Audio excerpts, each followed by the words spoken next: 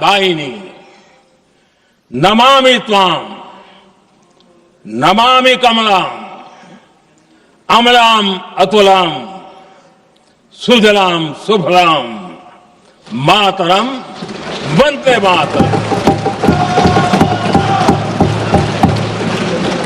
अर्थात भारत माता ज्ञान और समृद्धि की देवी भी है और दुश्मनों के सामने अस्त्र शस्त्र धारण करने वाली चंडी भी है।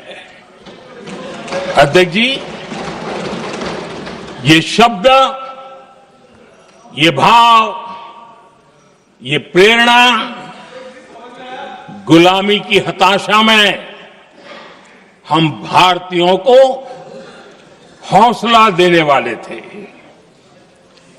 इन वाक्यों ने तब करोड़ों देशवासियों को यह एहसास कराया कि लड़ाई किसी जमीन के टुकड़े के लिए नहीं है। ये लड़ाई सिर्फ सत्ता के सिंहासन को कब्जा करने के लिए नहीं है।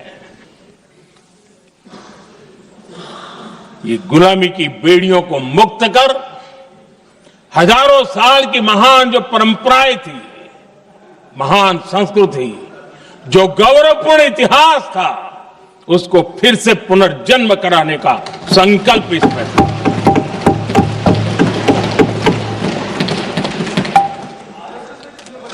आदरणीय अध्यक्ष जी,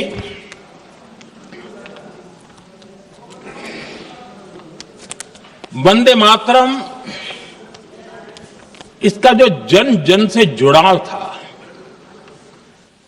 ये हमारे स्वतंत्र संग्राम की एक लंबी गाथा अभिव्यक्त होती है। आदरणीय अध्यक्ष जी, जब भी जैसे किसी नदी की चर्चा होती है, चाहे सिंधु हो, सरस्वती हो, कावेरी हो, गोदावरी हो, गंगा हो, यमुना हो,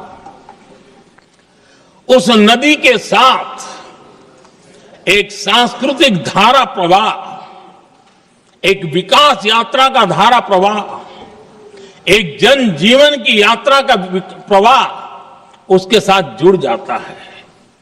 लेकिन क्या कभी किसी ने सोचा है कि आजादी जंग के हर पड़ाव, वो पूरी यात्रा वंदे मातरम की भावनाओं से गुजरता था, उसके तट पर पल्लवित होता था।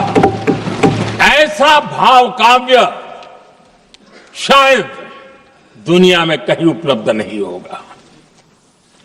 आदरणीय अध्यक्ष जी,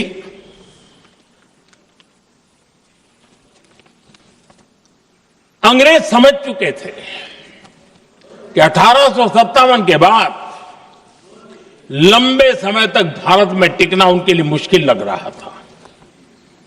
और जिस प्रकार से वो अपने सपने लेकर के आए थे, तब उनको लगा कि जब तक